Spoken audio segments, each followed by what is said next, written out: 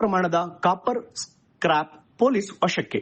ರಾಂಪುರದಲ್ಲಿರುವ ಪ್ರಭಾಕರ್ ಎಂಬುವರ ಮೈಲ್ತುತ್ತು ತಯಾರಿಕಾ ಘಟಕದಲ್ಲಿ ಕಾಪರ್ ಸ್ಕ್ರಾಪ್ ಅನ್ನು ಕಳ್ಳತನ ಮಾಡಿಕೊಂಡು ಹೋಗಿರುತ್ತಾರೆ ಎಂದು ಚಿಕ್ಕಮಗಳೂರು ನಗರ ಪೊಲೀಸ್ ಠಾಣೆಯಲ್ಲಿ ಪ್ರಕರಣ ದಾಖಲಿಸುತ್ತಾರೆ. ಪ್ರಕರಣದ ಕಾರ್ಯಾಚರಣೆ ನಡೆಸಿದ ಪೊಲೀಸರು ತಲೆಮರೆಸಿಕೊಂಡಿದ್ದ ಆರೋಪಿಗಳನ್ನು ಬಂಧಿಸುವಲ್ಲಿ ಯಶಸ್ವಿಯಾಗಿದ್ದಾರೆ.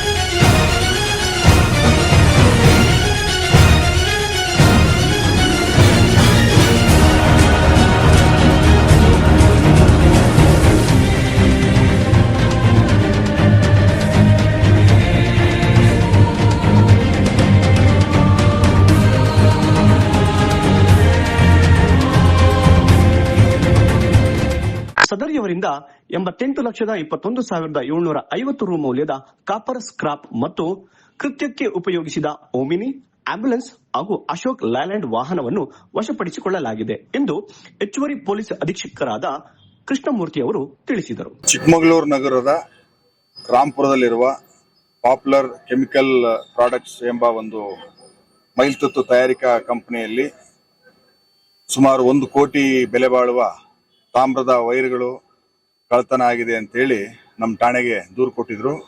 ಆ ದೂರಿನ ಮೇರೆಗೆ ನಮ್ಮ ನಗರ ಠಾಣೆಯಲ್ಲಿ ಪ್ರಕರಣವನ್ನ ದಾಖಲು ಮಾಡಲಾಗಿತ್ತು.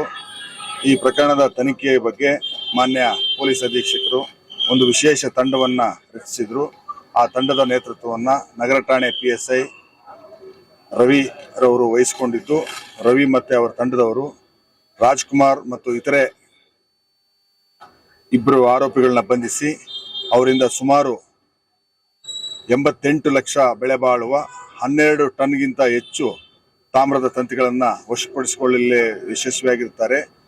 ಇದು ಈ ವರ್ಷದಲ್ಲಿ ಒಂದು ದೊಡ್ಡ ಬೇಟೆಯಾಗಿರುತ್ತದೆ. ಇದನ್ನ ಪತ್ತೆ ಮಾಡಿರುವಂತ PSI ರವಿ ಮತ್ತು ಅವರ ತಂಡಕ್ಕೆ ಮಾನ್ಯ ಪೊಲೀಸ್ ಅಧೀಕ್ಷಕರು ಅಭಿನಂದನೆಗಳನ್ನು ಸಲ್ಲಿಸಿ ಅವರಿಗೆ ಬಹುಮಾನವನ್ನು ಸಹ ಘೋಷಿಸಿರ್ತಾರೆ. ಇದು ಅವರು ಫ್ಯಾಕ್ಟರಿನಲ್ಲೇ ದಾಸ್ತಾನು ಮಾಡಿದ್ರು. ಆ ಫ್ಯಾಕ್ಟರಿನಲ್ಲೇ ಕೆಲಸ ಮಾಡ್ತಿದ್ದವರು ಅವರಿಗೆ ಸೌಕಾರರಿಗೆ ಅದು ಓನರ್ಗೆ ಗೊತ್ತಾಗದ ರೀತಿಯಲ್ಲಿ ಸ್ವಲ್ಪನೇ ಕಳ್ಳತನ ಮಾಡಿ ಅವರ 2 ಸ್ನೇಹಿತರ ಜೊತೆಗೆ ವಾಪಸ್ಸು ಅದೇ ಕಂಪನಿಗೆ ಬೇರೆ ರೂಪದಲ್ಲಿ ಮತ್ತೆ ಮಾರಾಟ ಮಾಡಿ ಅವರಿಂದ ದುಡ್ಡು ಪಡಿತಾ ಇದ್ರು. ಇದು ಅವರು ಟೋಟಲ್ ಲೆಕ್ಕ ಮಾಡಿದಾಗ ಇದು ಯಾವುದೋ ಹೆಚ್ಚು ಕಡಿಮೆ ಆಗ್ತಾ ಇದೆ ಅಂದಾಗ ಅವ್ರಿಗೆ ಇವರಿಬ್ಬರ ಮೇಲೆ ಸ್ವಲ್ಪ ಅನುಮಾನ ಬಂದಿತ್ತು. ಅದೇ ಇವರು ದೂರು ನೀಡಿದ್ರು, ಈ ಬಗ್ಗೆ ನಮ್ಮಲ್ಲಿ ಥೆಫ್ಟ್ ಆಗಿದೆ ಅಂತೇಳಿ.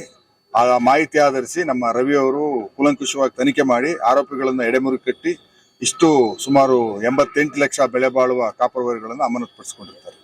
ಆರೋಪಿಗಳನ್ನು ಬಂಧಿಸುವಲ್ಲಿ ಯಶಸ್ವಿಯಾದ ನಗರ ಪೊಲೀಸ್ ಠಾಣೆಯ ಪೊಲೀಸ್ ನಿರೀಕ್ಷಕರಾದ ಸಚಿನ್ ಕುಮಾರ್ ನೇತೃತ್ವದ ತಂಡ PSI ಶಂಭುಲಿಂಗೇಗೌಡ, PSI Satish, KS ಸಿಬ್ಬಂದಿಗಳಾದ Nanjappa, Dinesh, Pradeep, Naveen, Mohammed Rafiq ಘಟ್ನಿ, Ravindra ಅವರಿಗೆ ಮಾನ್ಯ ಪೊಲೀಸ್ ಅಧೀಕ್ಷಕರು ಶ್ಲಾಘಿಸಿ ಬಹುಮಾನ ಘೋಷಿಸಿದರು.